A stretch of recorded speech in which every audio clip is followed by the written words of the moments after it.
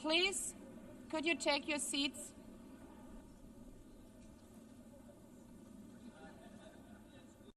Let me begin with two words we have not been able to say often enough in this hall. Madam President.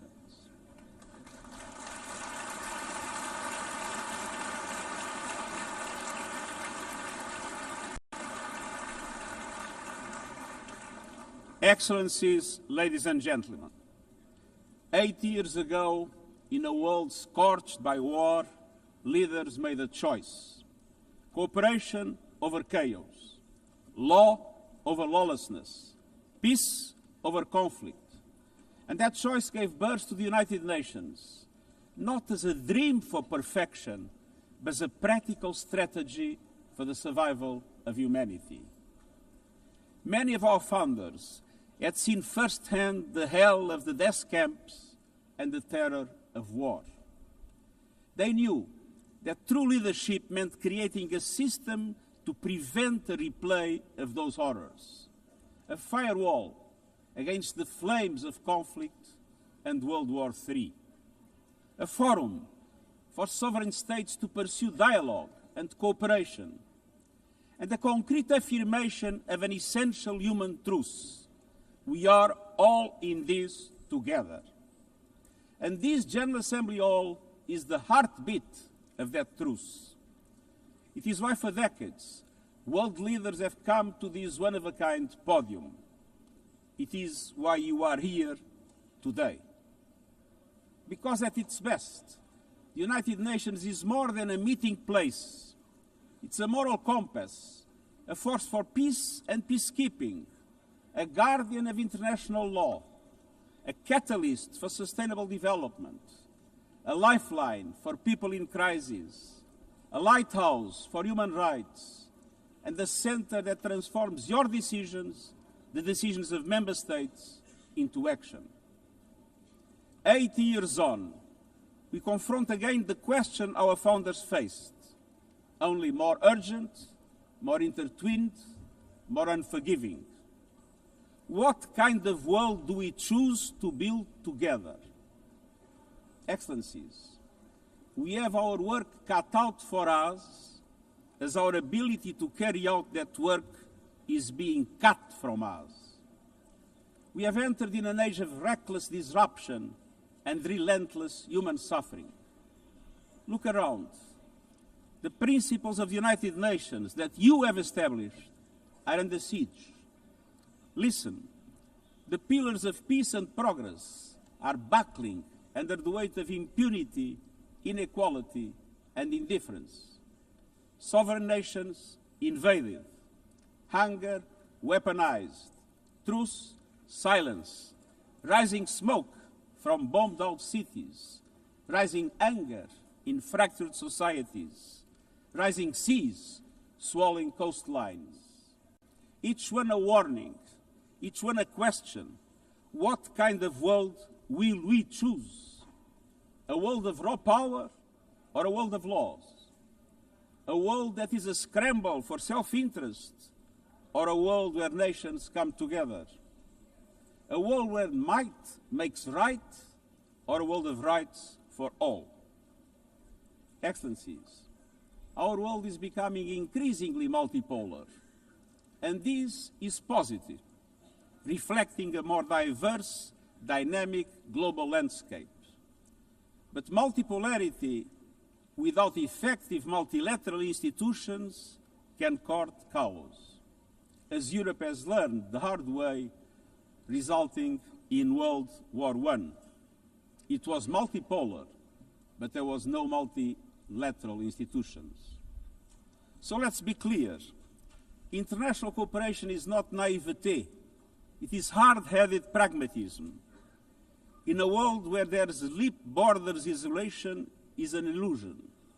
No country can stop a pandemic alone. No army can halt rising temperatures. No algorithm can rebuild trust once it is broken. These are global stress tests of our system, our solidarity, and our resolve. I'm convinced we can pass these tests, and we must. because people everywhere are demanding something better, and we owe them a system worthy of their trust and a future worthy of their dreams. And so we must make the choice, an active choice, to reaffirm the imperative of international law, to reassert the centrality of multilateralism, to reinforce justice and human rights, and to recommit to the principles that gave rise to our organization, and to the promise contained in its first words, we the peoples. Excellencies, the choices we face are not part of an ideological debate. They are a matter of life and death for millions. As I scan the global landscape, we must make 5 critical choices. First, we must choose peace rooted in international law. Peace is our first obligation, yet today wars rage with a barbarity we vowed never to allow. Too often, the Charter is brandished when convenient and trampled when not. But the Charter is not optional. It is our foundation. And when the foundation cracks, everything built upon fractures. Around the world, we see countries acting as if the rules don't apply to them. We see humans treated as less than human, and we must call it out. Impunity is the mother of chaos, and it has spawned some of the most atrocious conflicts of our times. In Sudan, civilians are being slaughtered, starved, and silenced. Women and girls face unspeakable violence. There is no military solution. I urge all parties, including those in this hall, end the external support that is fueling this bloodshed. Push to protect civilians, because the Sudanese people deserve peace, dignity, and hope. In Ukraine, relentless violence continues to kill civilians, destroy civilian infrastructure, and threaten global peace and security. I commend recent diplomatic efforts by the United States and others. We must work for a full ceasefire and a just, lasting peace in accordance with the Charter, UN resolutions, and international law. In Gaza, the horrors are approaching a third monstrous year. They are the result of decisions that defy basic humanity. The scale of death and destruction are beyond any other conflict in my years as Secretary-General. The International Court of Justice has issued legally binding provisional measures in the case named Application of the Convention on the Prevention and Punishment of the Crime of Genocide in the Gaza Strip. Since then, a famine has been declared and the killing has intensified. The measures stipulated by the ICJ must be implemented fully and immediately.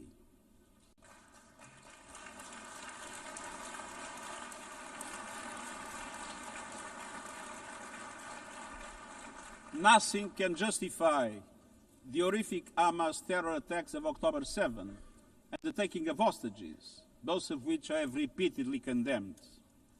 And nothing can justify the collective punishment of the Palestinian people and the systematic destruction of Gaza. We know what is needed. Permanent ceasefire now. All the hostages released now. Full humanitarian access now. And we must not relent in the only viable answer to sustainable Middle East peace, a two-state solution as so eloquently reaffirmed yesterday. We must urgently reverse dangerous trends on the ground. Relentless settler expansion and violence, and the looming threat of annexation must stop. Everywhere, from Haiti to Yemen, to Myanmar and the Sahel and beyond, we must choose peace anchored in international law. The past year has brought glimmers of hope, including the ceasefire between Cambodia and Thailand, and the agreement between Azerbaijan and Armenia brokered by the United States. But far too many crises continue unchecked. Impunity prevails, lawlessness is a contagion, it invites mayhem, accelerates terror, and risks a nuclear free-for-all. When accountability shrinks, graveyards grow. When UN staff and facilities are attacked, violating legal obligations, so too is the core of our ability to serve and deliver. The Security Council must live up to its responsibilities. It must be more representative, more transparent, and more effective. Beyond crisis response, we must tackle the injustices that ignite conflict: exclusion, inequality, impunity, and corruption. The surest way to silence the guns is to raise the volume for justice. Real security is born of fairness and opportunity for all. Excellences, cela m'amène au deuxième point. This leads me to my second point. We must choose human dignity and human rights. Les droits humains ne sont pas Human un ornement rights de la are not paix. an ornament Ils en of sont le peace. socle. They're its bedrock. Les droits humains, sociaux, Human rights, économiques, economic, politiques, social, civiques cultural, et political, culturels and civil sont are universels, universal, indivisibles indivisible, et and interdépendants. interdependent. Choisir les droits, Choosing rights c'est plus que des means paroles. more than C'est words. choisir la justice It plutôt que le means choosing silence. justice over C'est silence. préserver la It liberté means et l'espace protecting civique. freedom and civic space. Faire avancer l'égalité pour Advancing les femmes et equality les for filles. women and girls. Combattre le Confronting racisme et la racism and discrimination discrimination sous toutes leurs in formes. all its forms. Protéger les défenseurs des Protecting droits human humains, rights les defenders, journalistes journalists, et la liberté and freedom of d'expression, speech. et garantir les droits And des réfugiés et upholding des the rights of migrants refugees and afin que la migrants mobilité so soit that sûre mobility is et safe conforme and au in droit accordance with international. international law. Les droits humains sont un Human combat rights quotidien, are a daily battle, en ligne comme hors online ligne. and offline. Ils exigent de la They volonté require politique, political will. mais la dignité ne se But résume dignity pas à la is not only protection des droits. about the protection of Elle rights, exige pleinement concrétiser ces droits about grâce rights à un fulfilled développement through inclusif inclusive et and résilient. resilient development. Des droits qui mettent fin à la Rights that put pauvreté an end et à la to faim. poverty and hunger. Des droits qui ouvrent Rights de la that voie de open l'éducation, doors de la to santé education, et des health opportunités. and opportunity.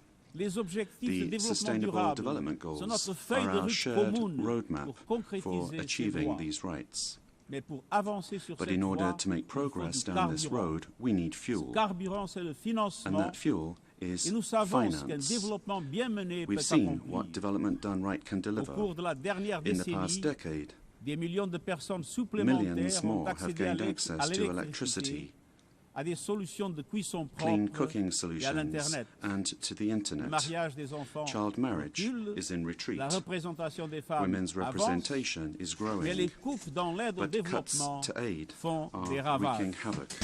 Pour un grand nombre de personnes, They are elles a death représentent une sentence condamnation for many. à mort.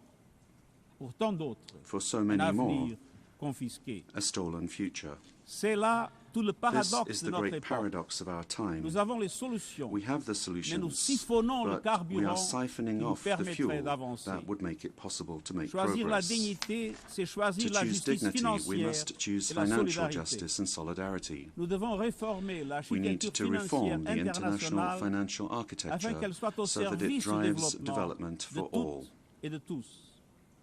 Avant que des banques multilatérales de With bigger développement and plus grandes bolder et plus multilateral audacieuses, development qui banks prêtent lending more davantage et mobilisent and plus de capitaux mobilizing more privés pour les private pays en capital développement, for developing avec des countries, mécanismes d'allègement de with dette plus faster rapides et and plus fairer justes, debt relief couvrant tous mechanisms, les pays en difficulté, helping every country y in compris crisis, ceux à revenus including intermédiaires. middle-income countries. Une protection des ressources nationales, Protecting en natural s'attaquant aux flux resources financiers by illicites, tackling illicit aux financial pratiques fiscales flows and abusives abusive tax qui volent aux practices sociétés that rob leur societies avenir, of their future.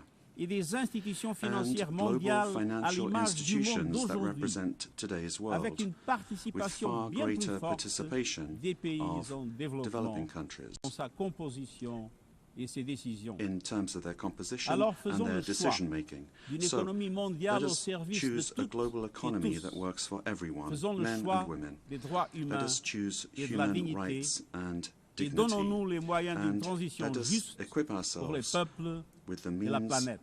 to ensure a transition for people and the planet. Esto nos leva a la tercera opción. Excellencies, this brings me to the third choice. We must choose climate justice. La crisis climática se The está climate crisis acelerando, is accelerating, pero las soluciones but también. so are the solutions. El futuro de la energía The clean limpia energy future ya no es una is no promesa longer a lejana, distant promise. ya está aquí. It's already here. Ningún gobierno, No government, industria o industry, interés or special especial interest puede can detenerlo. stop it. Pero algunos lo But están some are intentando, trying, prejudicando a las hurting economías, economies, imponiendo locking precios in más higher altos prices, y and desperdiciando squandering una a oportunidad historic histórica. opportunity. Excellencies, fossil fuels are a losing bet. Last year, almost all new power capacity came from renewables, and the investment is surging. Renewables are the cheapest and fastest source of new power.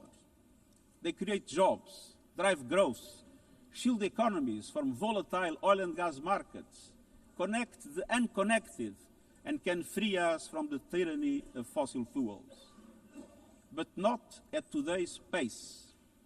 Clean energy investment remains uneven. 21st century grids and storage are not rolling out fast enough. And public subsidies, taking from taxpayer money, still flow to fossil fuels over clean energy by a factor of 9 to 1. Meanwhile, emissions, temperatures, and disasters keep rising. And those least responsible suffer the most. Science says limiting global temperature rise to 1.5 degrees by the end of this century is still possible, but the window is closing. The International Court of Justice has affirmed the legal obligation of states. We must step up action and ambition, especially through strengthened national climate plans. Tomorrow, I will welcome leaders to announce new targets. The G20, the biggest emitters, must lead, guided by common but differentiated responsibilities. But all countries must step up and do more as we head to the UN Climate Conference in Brazil. By accelerating action in energy, forests, methane and industrial decarbonization. By defining a credible roadmap to mobilize $1.3 trillion annually in climate finance by 2035 for developing countries. By supporting just transitions, by doubling finance for adaptation to at least $40 billion this year, and rapidly deploying proven tools to unlock billions more in concessional finance. And by capitalizing the Loss and Damage Fund with significant contributions. All of these requires government, international financial institutions, philanthropies, civil society, and the private sector to work together. To provide fiscal space to developing countries and unlock new innovative sources of finance at scale, including solidarity levies on high-emitting sectors and debt swaps. We have the solutions and tools, but we must choose climate justice and climate action. Fourth, we must choose to put technology at the service of humanity. Artificial intelligence is rewriting human existence in real time, transforming how we learn, work, communicate, and what we can trust. And the question is not how to stop it, but how to steer it for the greater good. Technology must be our servant, not our master. It must promote human rights, human dignity, and human agency. Yet today, AI's advancement in outpacing regulation and responsibility and is concentrated in a few hands. And the risks are expanding to new frontiers, from biotech to autonomous weapons. We are witnessing the rise of tools for mass surveillance, mass social control, mass disruption, and even mass destruction. Tools that can drain energy, strain ecosystems, and intensify the race for critical minerals, potentially stoking instability and conflict. Yet, these technologies remain largely ungoverned. We need universal guardrails and common standards across platforms. No company should be above the law. No machines should decide who lives or dies. No system should be deployed without transparency, safety, and accountability. Last month, this Assembly took a historic step, establishing an independent international scientific panel on AI and an annual global dialogue on AI governance. Two new pillars of a shared architecture, connecting science with policy to bring clarity and foresight, enabling innovation to flourish while advancing our values and our rights, and ensuring governments, companies, and civil society can help shape common norms. We must build on these mechanisms and close the capacity gap. All countries must be able to design and develop AI, not just to consume it. I have proposed voluntary financing options to build AI computing power, data, and skills in developing nations. No country should be locked out of the digital future or locked into systems it cannot shape or trust. And governments must lead with vision, and companies must act with responsibility. And we, the international community, must ensure that technology lifts up humanity. So let us choose cooperation over fragmentation, ethics over expediency, and transparency over opacity. Technology will not wait for us, but we can still choose what it serves. So let us choose wisely. Fifth and finally, to meet all these goals, we must choose to strengthen the United Nations for the 21st century. The forces shaking our world are also testing the foundations of the United Nations system. We are being hit by rising geopolitical tensions and divisions, chronic uncertainty, and mounting financial strain.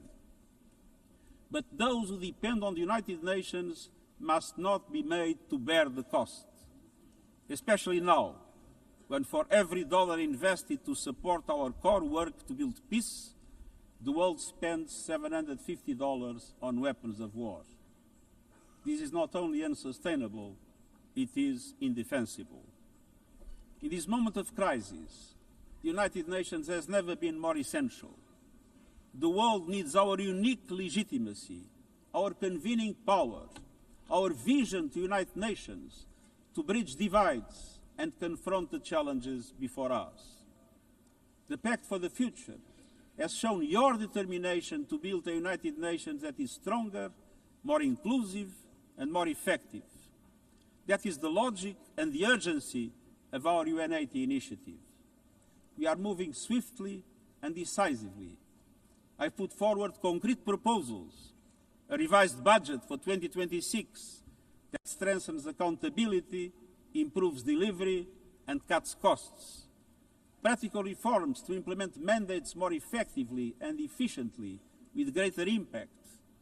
And ideas to spark a paradigm shift in the structure of the UN and how its parts work together.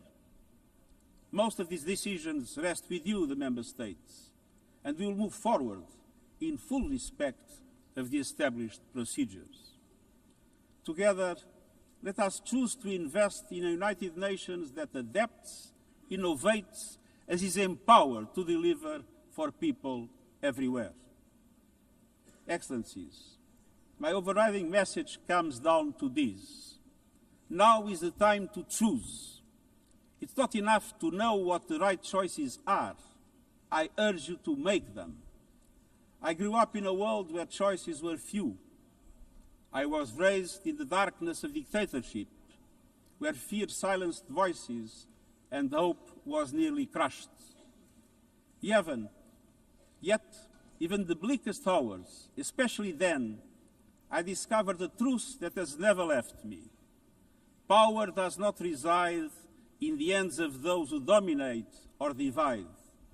Real power resides from people, from our shared resolve to uphold dignity, to defend equality, to to believe fiercely in our common humanity and the potential of every human being.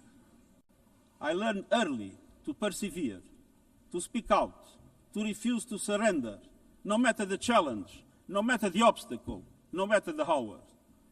We must and we will overcome. Because in a world of many choices, there is one choice we must never make, the choice to give up. We must never give up.